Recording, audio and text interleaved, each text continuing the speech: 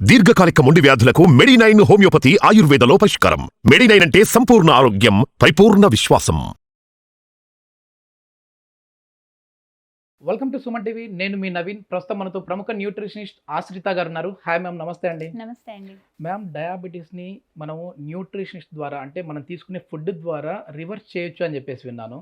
అది ఎంతవరకు కరెక్ట్ అండి? అంటే ఒక్కసారి మనకి డయాబెటీస్ అటాక్ అయ్యింది అని అంటే దాన్ని రివర్స్ చేసుకోవచ్చా? చేసుకోవచ్చండి. అంటే లైఫ్ లాంగ్ మీరు ఇచ్చే ఫుడ్తోనేనా అండి? రివర్స్ రెమిషన్ అంటున్నారు. రివర్సల్ అన్నను. రెమిషన్ని వీ కెన్ రెమిట్ డయాబెటీస్. ఎందుకంటే ఒకసారి మనం గమనించాల్సింది ఏంటంటే, ఒక పర్సన్ డయాబెటీస్ వచ్చింది అంటే వాళ్ళు ఒక proper life style diet follow అయ్యి రెమిట్ చేసుకోవచ్చు. కానీ వాళ్ళు ఒకవేళ మళ్ళీ వాళ్ళ పాత లైఫ్ స్టైల్కి అంటే సరిగ్గా ఎక్సర్సైజ్ చేయకపోవడం లేదా మళ్ళీ సెడెంటరీ లైఫ్ గడపడం లాంటివి చేస్తే మళ్ళీ డయాబెటీస్ వస్తుంది. సో డయాబెటీస్ రెమిషన్ అనేది life long process. Instead of taking డిసీజే కాదు, ఒక డిజార్డర్ అంతే, లైఫ్ స్టైల్ డిజార్డర్. ఇవాళ రేపు ప్రతి ఒక్కళ్ళు ఇంచుమించు ముగ్గురులో ఒకళ్ళు ఇన్సులిన్ రెసిస్టెన్స్ ఉంటారు. ఇంకా డయాబెటిక్ కాదు. మేము ఇంట్లో ఒక 5 మంది ఉన్నారనుకోండి, ఖచ్చితంగా ఒక డయాబెటిక్ ఉన్న పర్సన్ ఉంటారు. డయాబెటిక్ పర్సన్ ఓకే, కానీ ఇన్సులిన్ రెసిస్టెన్స్ అన్నది మటుకు ఇద్దరు ముగ్గురులో ఒకళ్ళకి కనిపిస్తుంది. మీరు ఇన్సులిన్ రెసిస్టెన్స్ అనేది ఫస్ట్ స్టెప్. డయాబెటిస్ రాకుండానే ప్రీ డయాబెటిక్ అంటే ముందర step insulin resistance. So insulin resistance కనుక్కోవాలి మనము. అంటే ఇన్సులిన్ రెసిస్టెన్స్ ఉంది అనేసి మన బాడీకి ఏమైనా తెలిసిపోతుందా సింటమ్స్? సిమ్టమ్స్ బట్టి కాదండి, మనం అసెస్మెంట్ చేస్తాము. సో ఇన్సులిన్ రెసిస్టెన్స్ కి బేసిక్ అసెస్మెంట్ ఏంటి అంటే, ఒక మనిషి బిఎంఐ ఎక్కువ ఉంది, మోర్ దాన్ 23 ఉంది అంటే దాని ఓవర్ వెయిట్ కింద లెక్క. That itself is a first indication. First BMI check చేస్తాం, తర్వాత వేస్ట్ టు హిప్ రేషియో చూస్తాం. వేస్ట్ టు హిప్ రేషియో మగవాళ్ళల్లో 0.9 కంటే ఎక్కువ ఉంది, ఆడవాళ్ళల్లో 0.8 కంటే ఎక్కువ కనిపిస్తుంది వేస్ట్ హిప్ రేషియో అంటే వాళ్ళకి ఇన్సులిన్ రెసిస్టెన్స్ ఉందని సెకండ్ టెస్ట్. థర్డ్ టెస్ట్ వచ్చేసి మనకి మెడ చుట్టూతా నల్లని వెల్వెటీ ప్యాచ్ లాంటిది కనిపిస్తూ ఉంటుంది చాలా మందిలో. మెడ చుట్టూతా ఒకలాంటి బ్లాక్ వెల్వెటీ ప్యాచ్ కానీ లేదా ఆర్మ్ పిట్స్ లో అలాగా వెల్వెటీ ప్యాచ్ కానీ, ఇవన్నీ కూడా అకాంతోసిస్ నైగ్రికన్స్ అంటారు. దిస్ ఇస్ ఇదొక simple test for insulin resistance. రెండోది, కొంతమంది చూడడానికి బక్కగా ఉంటారు కానీ ఒక్క పొట్టొక్కటే పాట్ బెల్లీ లాగా బయటకు వస్తూ ఉంటుంది. ఇది మన ఇండియన్ సినారియోలో బాగా కనిపిస్తుంది. చేతులు కాళ్ళు సన్నగా ఉంటాయి కానీ pot belly. This is another signal for insulin resistance. So ఇవన్నీ మనకి జనరల్ గా మనం ఇంట్లోనే ఉండి చెక్ చేసుకోగలిగిన చిన్న ఎంత వెయిట్ అనేది కరెక్ట్ అండి మామూలుగా? అది వేరీ అవుతూ ఉంటుంది. ఒక్కొక్క హైట్ కి ఒక్కొక్క వెయిట్ అనేది మనం క్యాలిక్యులేట్ చేస్తాము. కానీ జనరల్ అందరు చూసుకోవాల్సింది BMI is the easiest thing. Is a primary. బిఎంఐఏ అంత పిక్చర్ ఇస్తుందా అంటే ఇవ్వదు.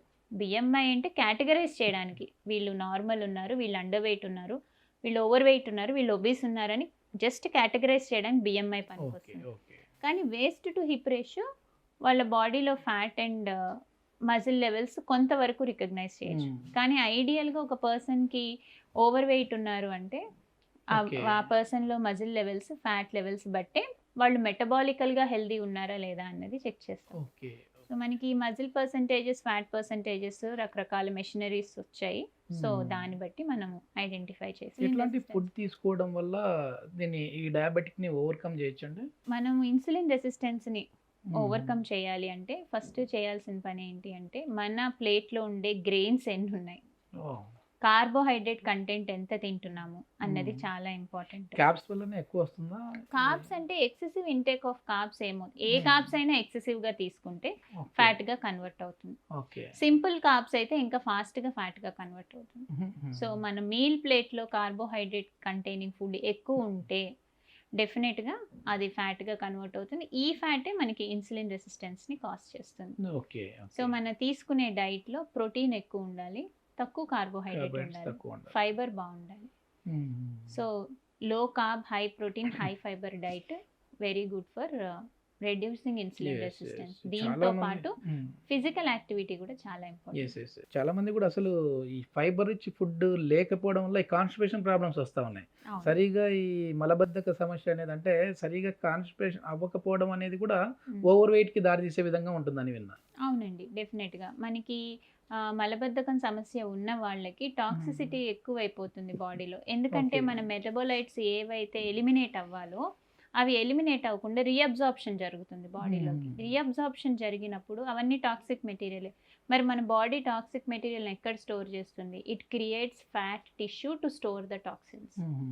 That is another reason for adiposity. Okay okay. అందుకని ఒబీస్ అవుతూ ఉంటారు. సో మనం ఫస్ట్ ఏ ఏ డిసీజ్ అయినా మనకి పురాణాల్లో కూడా ఏ డిసీజ్ అయినా సరే పొట్ట నుంచే స్టార్ట్ అవుతుంది. So root cause of the disease అన్నది స్టమక్. ట్రీట్మెంట్ ఏవి జరగాలన్నా ఫస్ట్ స్టమక్ ని క్లీన్ చేసేస్తారు. ఎగ్జాక్ట్లీ. ఆయుర్వేదంలో అయితే ఇంకా అవును. ఇది ఫస్ట్ మెథడే వాళ్ళకి ఇది. అవును, పంచకర్మ చేసినా ఏం చేసినా సరే Yes, stomach yes. Cleaning process మొత్తానికి అన్నిటికీ ఇంటర్లింక్ మ్యామ్ ఇది. అంతే. వెయిట్ ఎక్కువ ఉన్నారు, కాన్స్టిపేషన్ ప్రాబ్లం ఉంది అని అంటే వెయిట్ గెయిన్ అవుతారు. వెయిట్ ఎక్కువ ఉన్నారు అని అంటే డయాబెటిక్ అయిపోతారు.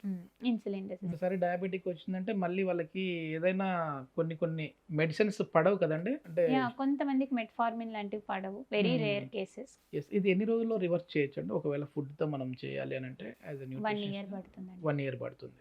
కానీ ఆ 1 ఇయర్ తర్వాత అయినా మీరు సజెస్ట్ చేసే ఫుడ్ ని ఈ 1 ఇయర్ ఏదైతే వాళ్ళు అలవాటు చేసుకున్నారో అదే ఫుడ్ లోనే ఇంకా లైఫ్ సైకిల్ ఉండాలి. అంతే. ఎక్కడ తప్పు చేస్తున్నాము అన్నది అదే ఐడెంటిఫై ఈ చేసి 1 ఇయర్ రైట్ చేసేస్తారు మీరు. ఆ. మళ్ళీ తప్పు చేశారంటే మళ్ళీ అంతే, ఇది అది అయిపోతుంది. కరెక్ట్ చేస్తాము. ఆ Hmm. కరెక్ట్ చేసిన ప్రొసీజర్ని most of the times follow అవ్వగలిగితే, అంటే ఇప్పుడు Hmm. జనరల్గా ఫంక్షన్స్, పెళ్ళిళ్ళు, పండగలు ఇట్లాంటివి Hmm. వస్తూ ఉన్నా సరే అప్పుడు మనం ఎంజాయ్ చేసిన మిగిలిన రోజులన్నీ హెల్దీగా తింటున్నామా లేదా, Yes, yes. ఎంజాయ్ చేసిన తర్వాత మళ్ళీ are we following back to our routine అన్నది చాలా Hmm. ఇంపార్టెంట్.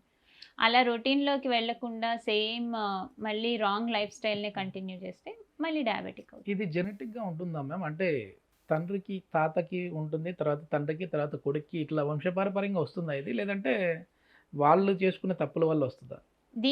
దాని ఎఫెక్ట్ ఓన్లీ 10% ఉంటుంది. ఓకే. మిగిలిన 90% వీళ్ళ లైఫ్ స్టైల్. ఎప్పుడు ట్రిగ్గర్ చేస్తున్నాం ఆ జీన్స్ అన్నది ఇంపార్టెంట్. సో మీ తాతగారికి 75 ఏళ్ళకి వచ్చి ఉండొచ్చు షుగర్, మీ Yes. నాన్నగారికి 50 ఏళ్ళకి వచ్చి ఉండొచ్చు.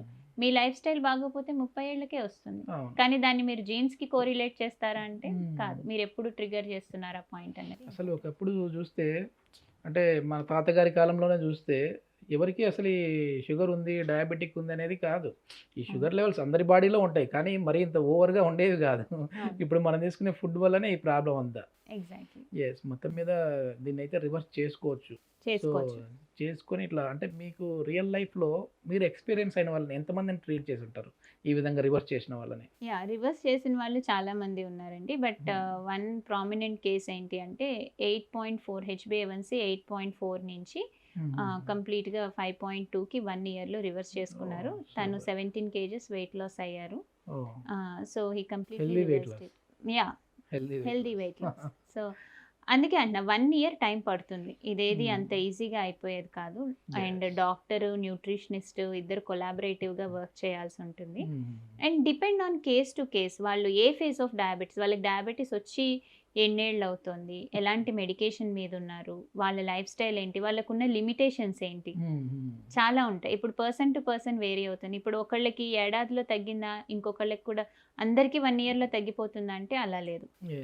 ఎందుకంటే నా దగ్గరికి వచ్చిన పేషెంట్ ఫస్ట్ డయాగ్నోసిస్ అది, కానీ 10 ఏళ్ళు డయాబెటీస్ వచ్చిన వాళ్ళు ఉంటారు, ఇన్సులిన్ మీద ఉన్న వాళ్ళు ఉంటారు. సో వాళ్ళకి టైం ఎక్కువ పడుతుంది. మనం ఏంటంటే సెల్యులార్ రిపేర్ చేయాలి, రూట్ కాజ్ ఐడెంటిఫై చేయాలి, ఆ రిపేర్ జరగాలి, దాంతోపాటు లైఫ్ స్టైల్, ఫిజికల్ యాక్టివిటీ ఇవన్నీ డిజైన్ చేసుకుని రావాలి. So it is a big procedure, కానీ ఇట్ ఈస్ పాసిబుల్. చాలా మంచి ఇన్ఫర్మేషన్. థ్యాంక్ యూ అండి. థ్యాంక్ యూ అండి.